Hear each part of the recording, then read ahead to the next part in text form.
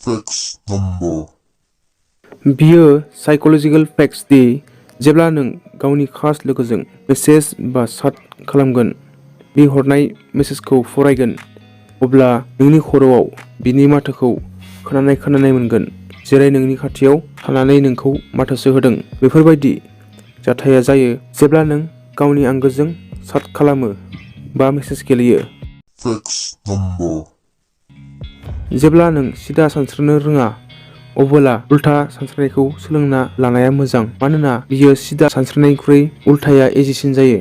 मालाबाफोर दैयाव खैफोद जायोब्ला गावखौनो रैखा खालामनो हायो।